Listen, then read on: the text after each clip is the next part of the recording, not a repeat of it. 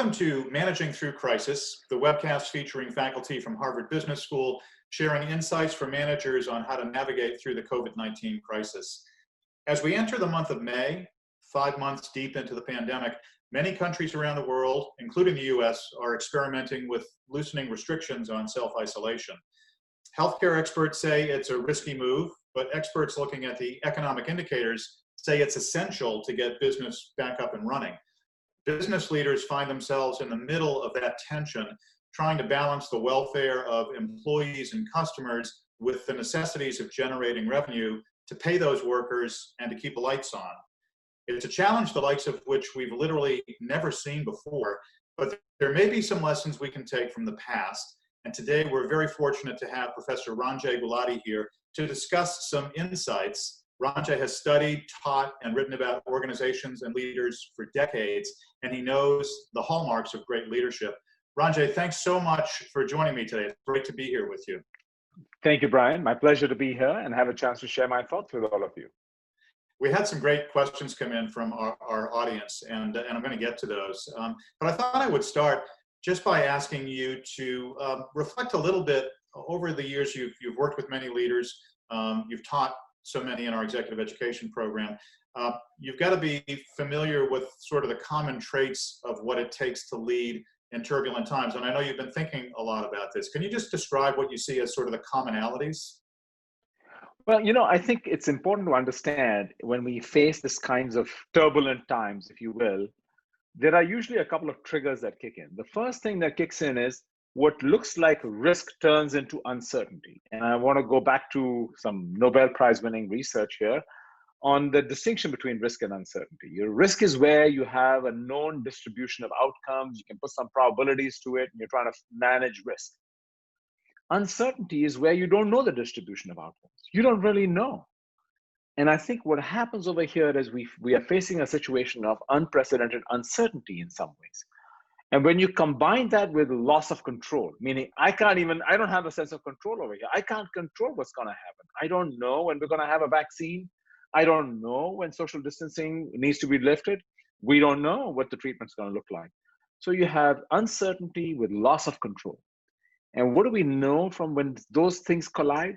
We activate fear. Fear is that kind of emotional response to situations like this. So that's one part of the puzzle.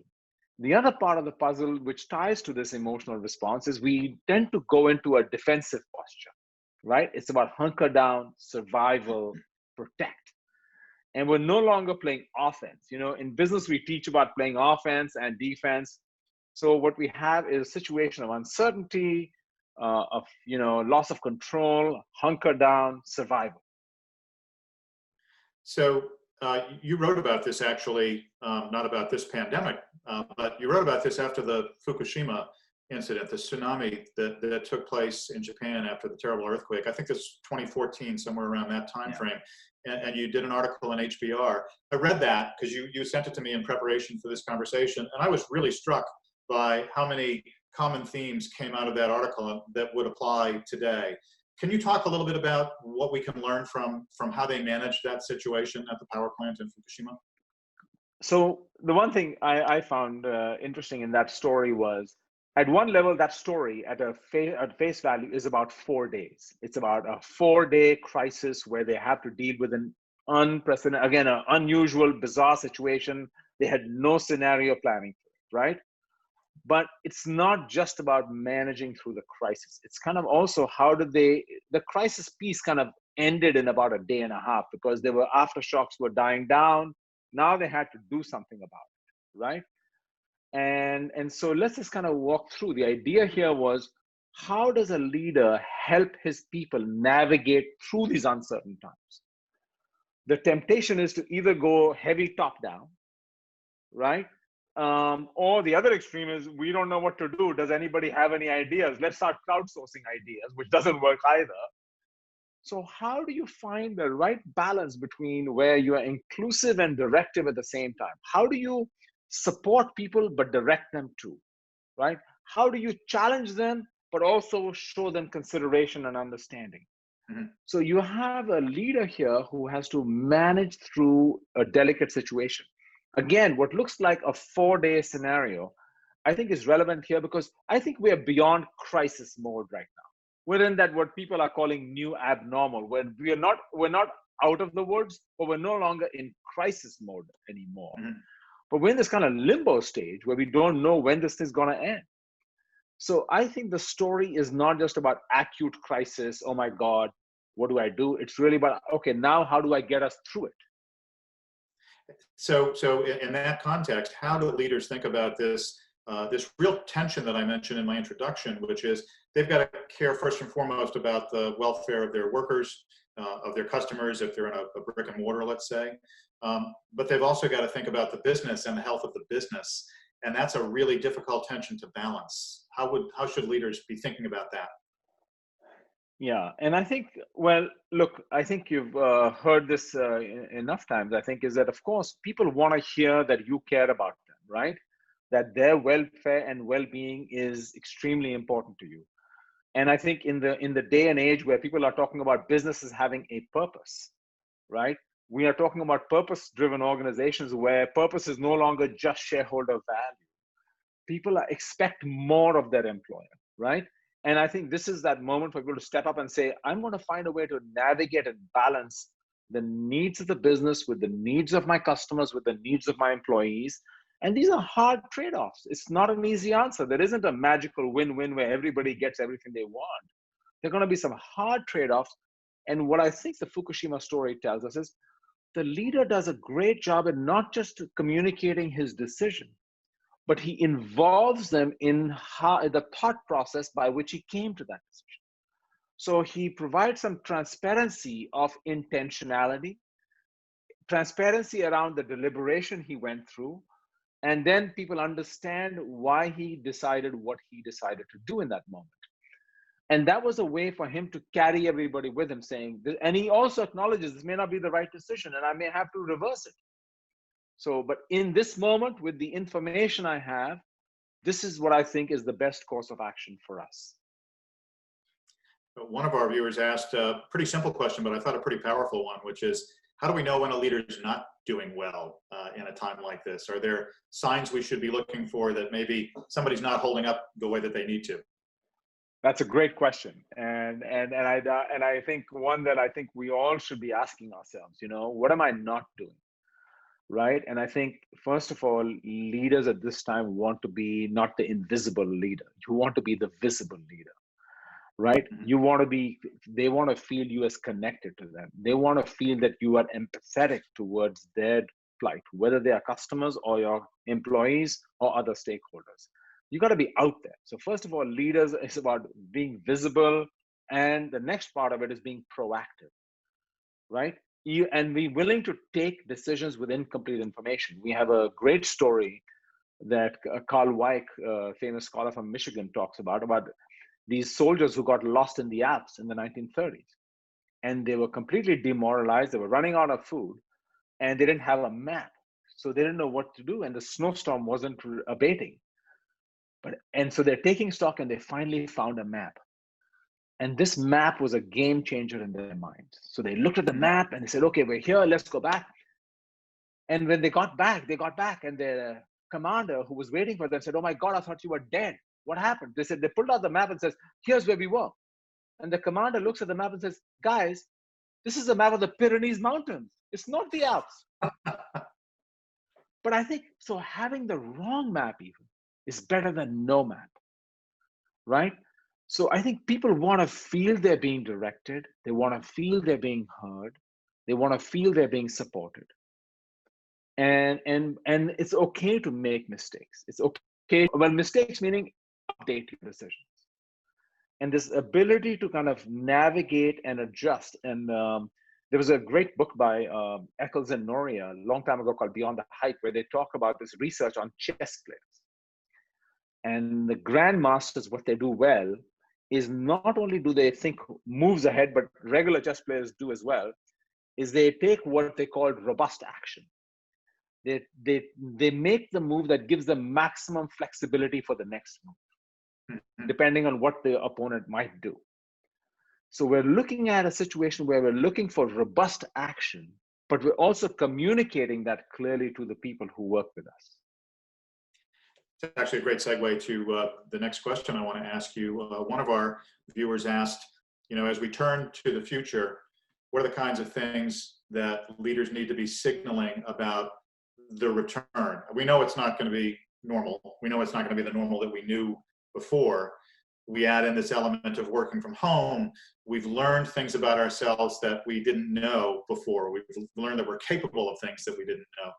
How should leaders be signaling to their teams about what the next phase of this is going to look like? So I think there's a couple of parts to this. The first thing that I learned from another piece I had done in HBR called Roaring Out of Recessions. Mm-hmm. And in that piece, the one thing I learned about companies in down markets was the winners. There's only 9% of companies that come out of down times ahead, right? And the post-recession performance is, far superior to what they were going into the recession. And what these companies do is they master the ability to engage in what we call defense and offense. How do you do them both simultaneously? And it's not easy. It's like saying I'm going to hit the accelerator and the brake at the same time in my car, right? And I think companies tend to take a defensive posture. And I think the idea is, how are they saying to themselves that, listen, we need to play offense and defense in these markets? The other thing is what you might call is a learning orientation. How can we use this adversity to make ourselves better? Because adversity is time when people are willing to adjust, change. Somehow all the barriers we have go down. We're more receptive to change. So the punchline of that article was never waste a crisis. Never waste a crisis. And so how are you going to use this crisis to come out stronger? What are the bets you're placing? How are you thinking of revitalizing your organization? How are you building deeper commitments with your employees? There's a lot you can be doing in these downtimes. So, but that's tricky, right? Because you don't want to appear to be too opportunistic in a time like this. Is it crass, I guess, to be looking at new business opportunities, or is that what a leader should be doing? I mean, should they be directing their team to say, look, we're going to find the silver lining in this situation? That's a tricky thing to balance. It's tricky, and I'll tell you that's why it's only 9% of companies. It's tricky for another reason, because you're sometimes having to take from Peter to give to Paul. You're going to say, I'm going to cut your budget 20%, but I'm going to invest over here because I see, and I think these are very, very challenging and hard decisions. And some growth is organic, some is inorganic. But the idea and I think the important thing to realize is, one is to explore growth opportunities, which is around playing offense. The other one is, how do we refresh our organization? How do we hit a reset in our organization? What are the things we really want to be good at? What are the things we're not doing? It's also a time, crisis, when you are there for your customers and for your employees. It's also a time when people feel much more connected. When you are there for others in those kind of down moments, people don't forget easily. So how do we deepen that connectivity with our people, with our customers? How do we use this as times to engage in selective growth? And you're right about one thing. There's some things that are going to change. For instance, travel. We're going to have a fundamental reset on, even if we have a vaccine, even if we have a robust treatment for this virus, there's going to be less travel. People will say, I can do it by Zoom or whatever medium you're using, or Teams, or something else, or WebEx. You're going to say that, look, hygiene is going to become important. Governments are going to spend much more on healthcare. And we're never going to have ICU overload, so they're going to build up. So there's some things that are naturally going to be changing in work rhythms, in sectors. And I think we should all be thinking about that we're not going to go back to same old. I don't think that's going to happen. Yeah. You mentioned governments. Do you think that given all the interplay between, we'll just stick in the U.S. for a moment, between the Trump administration and the business leaders, and some businesses turning on a dime to be able to change their business essentially to support the needs that are out there, does this signal a fundamental change in the way business leaders see their role as participating in the governmental process and policymaking? So there's two parts to that question. One is there's a general issue of agility and speed. Agility as a buzzword has been around now for the last 5-7 years. People are talking about we need to become more agile, and agile is an old word. Agile programming, agile, it's been around, but it was the new thing 5-7 years ago. Mm-hmm. But it was based on a very simple understanding. The late Jack Welch once said that, if a business is not changing at least as fast as the environment around it, it's only a matter of time before it's gone. And so, yes, we have much more turbulence, we have much more change, technological, regulatory, and now we have a healthcare change. So businesses have to adjust and adapt for sure. So that's going to happen, whether it's pivoting fast, whether it's moving, doing course correction. And it's interesting for me, I find it's hard not only for large companies, it's hard for small companies too. I found pivoting is hard for small. Once you have a winning formula, you don't know how to redirect. The second part of your question is about government and business interactions.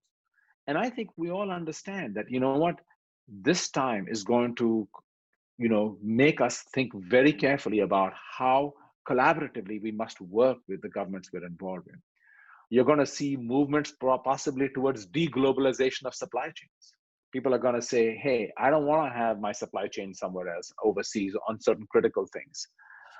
You're going to see, that with regulatory barriers put in place around something. So there's going to be some readjustment that is going to happen after this.